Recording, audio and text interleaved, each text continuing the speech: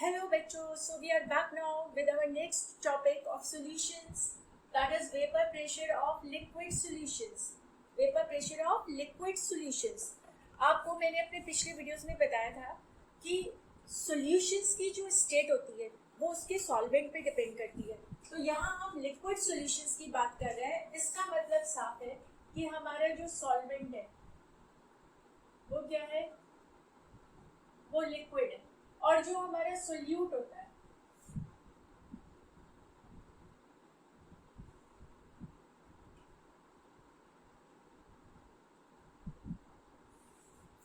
Solvent जो है वो लिक्विड है, तभी हमारा सॉल्यूशन लिक्विड बन रहा है। और जो सोल्यूट है वो सॉलिड, लिक्विड और गैस कुछ भी हो सकता है। ऑलरेडी हम अपने पिछली क्लास में, पिछले वीडियो में भी आप देखोगे तो ऑलरेडी हम पढ़ चुके हैं solutions of gases and liquids. Solutions of gases and liquids already covered है, इसलिए अब हम बात करेंगे solutions of either solids and liquids और लिक्विड्स एंड लिक्विड्स। ये दो तरह के हमारे पास सॉल्यूशंस होने वाले हैं। अब हम जब सॉलिड लिक्विड सॉल्यूशंस की बात करते हैं, मतलब सॉलिड इन लिक्विड और liquid in liquid, solid in liquid या लिक्विड इन लिक्विड सॉल्यूशंस की हम बात करते हैं, तो इनके जो कंपोनेंट्स होते हैं पॉसिबल है कि वो वोलेटाइल हो।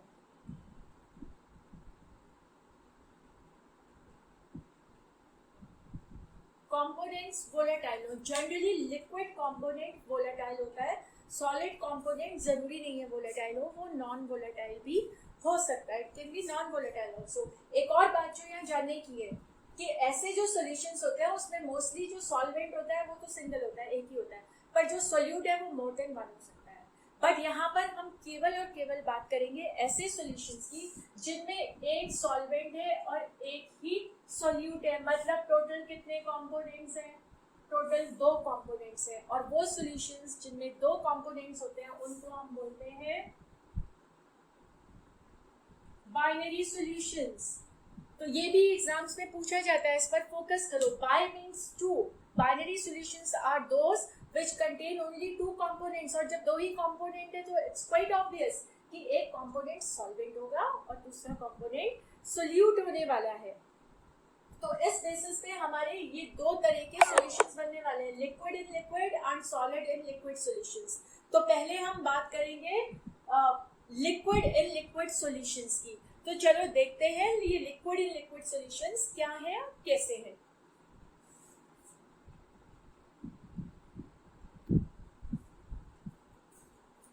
So moving ahead, we have vapor pressure of liquid solutions, और इसके अंदर हम एक बहुत इंपॉर्टेंट टॉपिक पढ़ेंगे, लॉ पढ़ेंगे, that is our Raoult's law. पहले हम देखते हैं कि ये लिक्विड सॉल्यूशंस कैसे हैं। यहाँ पर हम कंसीडर करेंगे एक बाइनरी सॉल्यूशन जिसमें जो दोनों हमारे लिक्विड्स हैं, दोनों कंपोनेंट्स हैं, वो वोलेटाइल कंपोनेंट्स हैं। आपको मालूम है कि वोलेटाइल कंपोनेंट्स तो वेपोराइज इजीली होते हैं। तो जरा हम कंसीडर करते हैं हमारा सॉल्यूशन,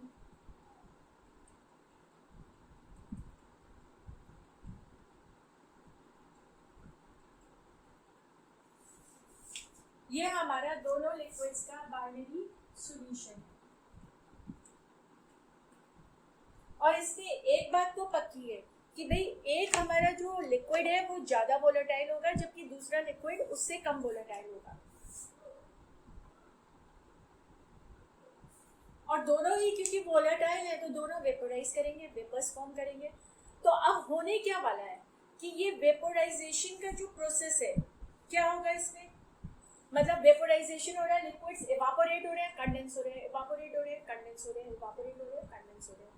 और एक स्टेज ऐसी आएगी जहां पर rate of evaporation will become equal to rate of condensation, that is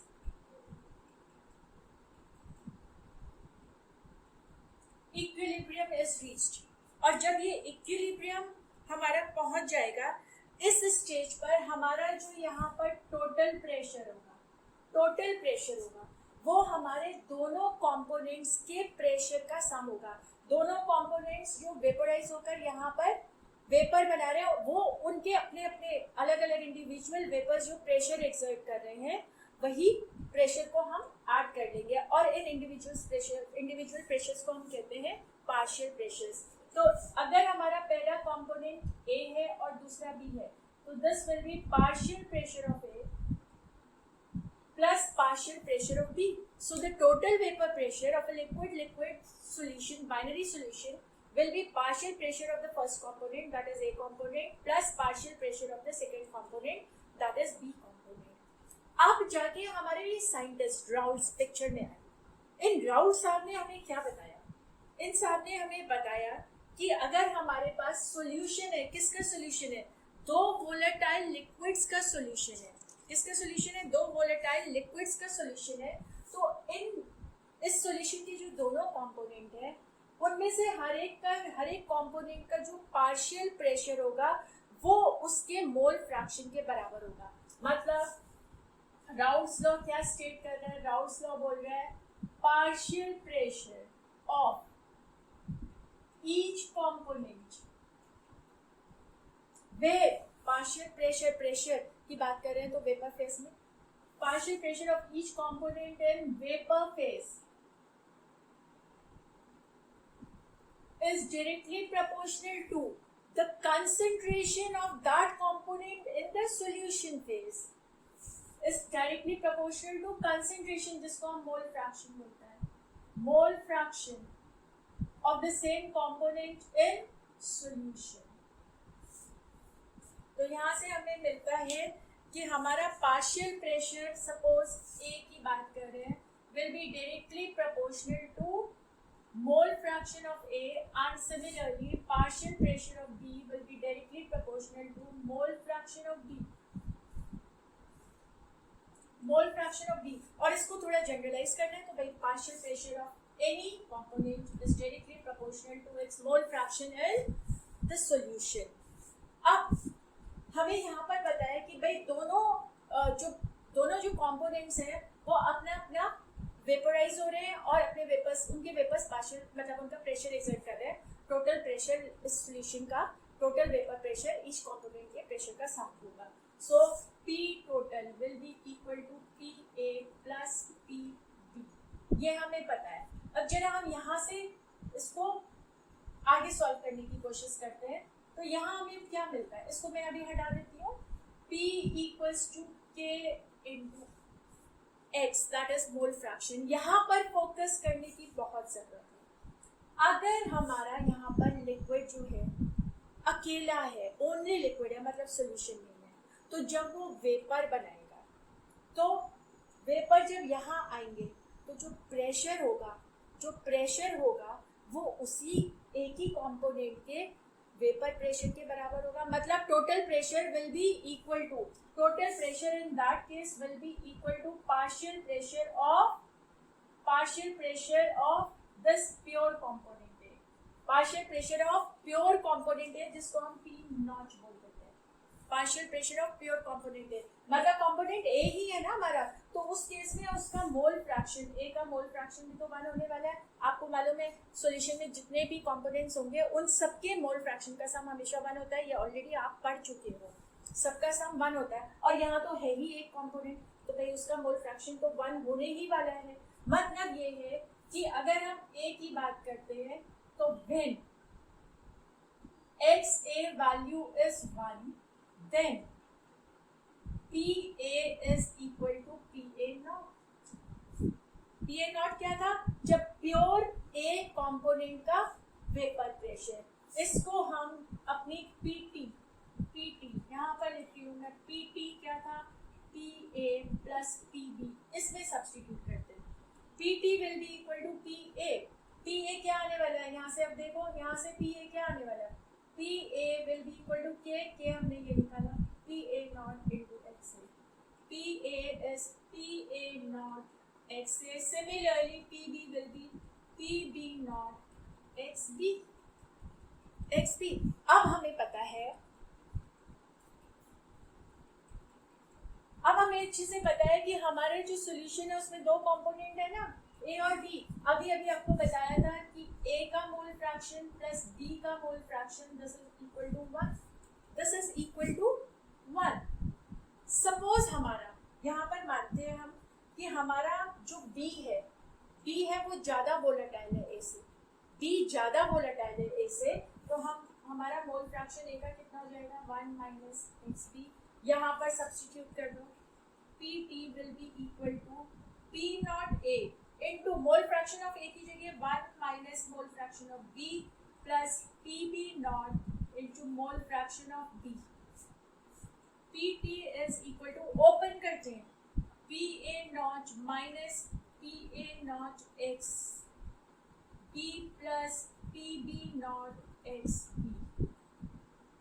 P total is equal to PA not plus, यहाँ पर हम XB कॉमन निकाल लेते हैं, तो ये बन जाएगा PB not minus PA not.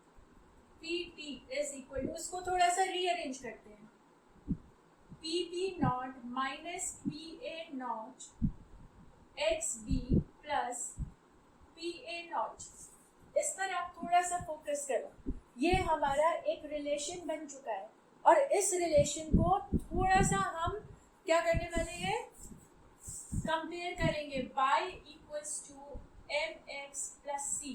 आप देखो अगर PT हमारा y है, XB हमारा x है और c हमारा यहाँ पर PA नॉट है, तो ये रिलेशन एक स्ट्रेट लाइन को रिप्रेजेंट कर रहा है। मतलब अगर हम अपने y और x के बीच में एक प्लॉट बनाएंगे तो that plot should be a straight line, but it should not pass through origin because we are having y intercept as PA not here. तो अभी हम इसका एक ग्राफ प्लॉट करने वाले हैं, पर उससे पहले हम जरा दूसरी कंडीशन भी तो ले लें। इस कंडीशन में हमने क्या लिया था कि B कंपोनेंट ज्यादा वोलेटाइल है A से, तो PB will be more than PA। अब हम मान लेते हैं उल्टा है, PA is more than PB, मतलब A कंपोनेंट ज्यादा वोलेटाइल है। उस केस में हम यहाँ से क्या करेंगे, हम लेंगे mole fraction of B equals to 1 minus mole fraction of A और यहाँ पर सब्स्टिट्यूट कर दो। और उसको सब्स्टिट्यूट करने के लिए मैं आपको थोड़ा सा यहाँ से रब करती हूँ उसको। देखो क्या चेंज आएगा, चेंज यही आएगा कि P total will be equal to, आप XB को यहाँ पर आप XB को 1 माइनस XA सब्स्टिट्यूट करोगे तो ये हमारा बन जाएगा PA not minus PB not into XA plus PB not. ये हमारा रिलेशन बन जाएगा, ये हमारा रिलेशन बन जाएगा जब हमारा A कंपोनेंट ज्यादा वोलेटाइल है, उसका पार्शियल वेपर प्रेशर ज्यादा है। तो अब हम नेक्स्ट इसके ना ग्राफ प्लॉट करके देखते हैं, जरा इस रिलेशन का ग्राफ प्लॉट करते हैं और देखते हैं हमें क्या मिलता है।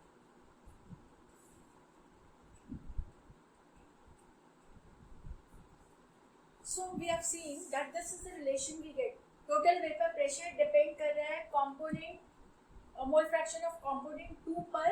अगर कंपोनेंट 2 ज्यादा वोलेटाइल है तो इस इक्वेशन से let us name it as 1, इस पर इस तरह से डिपेंड कर रहा है। और अगर हम मानते हैं कि हमारा वन कंपोनेंट ज्यादा, हमने अभी ए और बी लिया था तो हम ए और बी लिख देते हैं।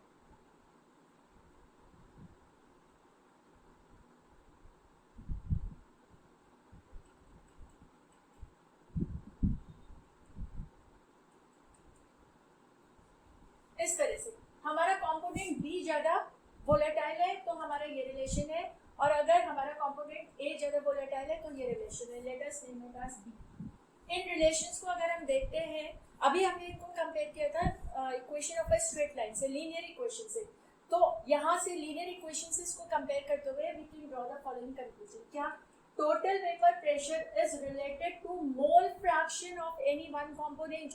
किस कंपोनेंट की बात कर रहे हैं? मोर वोलेटाइल कंपोनेंट की यहाँ पर बात कर रहे हैं। In this manner and total vapor pressure also varies linearly as the more volatile component,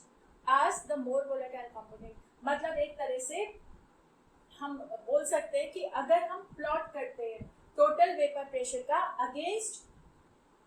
against mole fraction of any one of the components, तो हमें ग्राफ किस तरह से मिलेगा? Based on this we are having 3 relations over here and 3 graphs. देखो, partial pressure of component A is proportional to mole fraction of component A बनाएंगे। और ये हमारा क्या था, ये हमारा रिलेशन क्या था, कैसा रिलेशन मिला था हमें, ये वाला मिला था ना, P A nought P B plus P B nought into X B.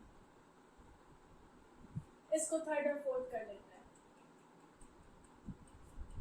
दो ये हो गए और तीसरा ये है P T, P total is P B naught minus P A naught into X B plus P A not.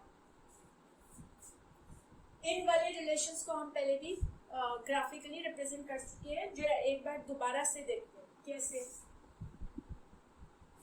Vapour pressure, mole fraction,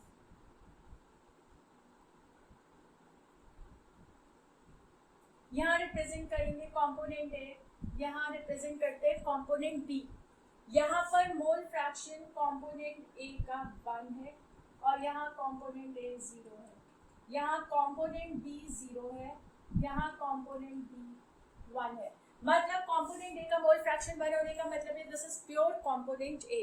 और pure component ए का जो वेपर प्रेशर होता है वो होता है पी ए नॉट।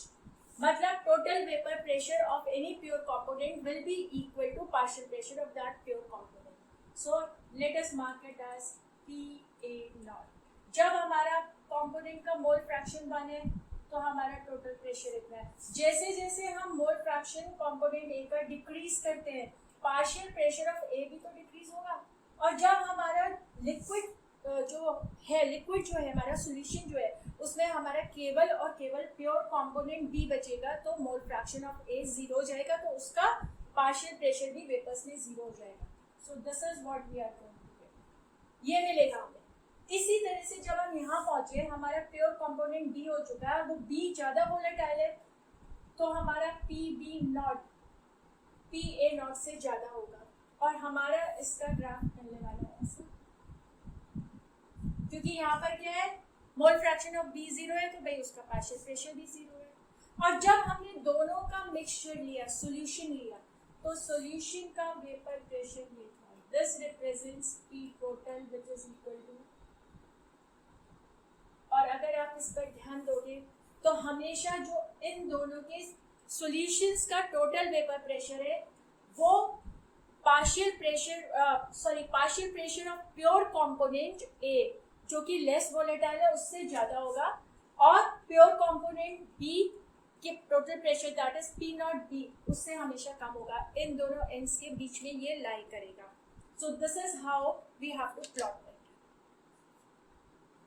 अब हम देख चुके हैं कि हमारा जो वेपर प्रेशर है वो vapour pressure weight of the vapours above the liquid solution that is directly proportional to the mole fraction of the solution. मतलब हमें सॉल्यूशन का कॉम्पोजिशन पता है। अब अगर हमें वेपर्स का भी कॉम्पोजिशन पता लगाना है, मतलब वेपर्स में mole fraction of A component कितना है, mole fraction of B component कितना है, तो वो हम कैसे करेंगे, चलो उसको भी जरा देख लेते हैं।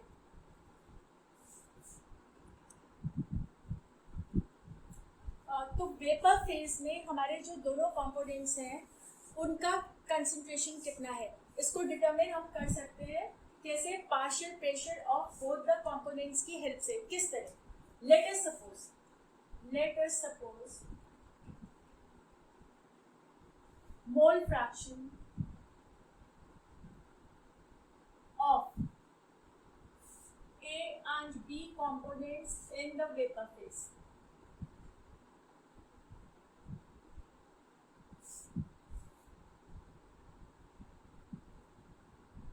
RS YA and YB, YA and YB, then partial pressure of A will be equal to mole fraction of A in the vapor phase, ये vapor की बात कर रहे हैं, into total pressure. Similarly, partial pressure of B will be mole fraction of B in the vapor phase into total pressure. और यहाँ से हमें आसानी से हमारे वेपर्स का, हमारे वेपर फेज में जो कंपोनेंट्स है उनका मोल फ्रैक्शन इजीली मिल जाएगा, और ये सब का सब हमारे न्यूमेरिकल्स में काम आने वाला है। तो हम एक वीडियो आगे, एक और वीडियो बनाने वाले हैं जिसमें हम क्वेश्चंस डिस्कस करेंगे, जिससे आप लोगों को बहुत ही सहूलियत हो सके, आप अच्छे से अंडरस्टैंड कर सको। सो बच्चों, hope everything is clear to you. आपको ये वीडियो किसी भी तरह से थोड़ी सी भी हेल्प कर सका हो तो लाइक, सब्सक्राइब एंड शेयर वाला बटन फटाफट से दबा दो। सी यू नेक्स्ट। Thank you.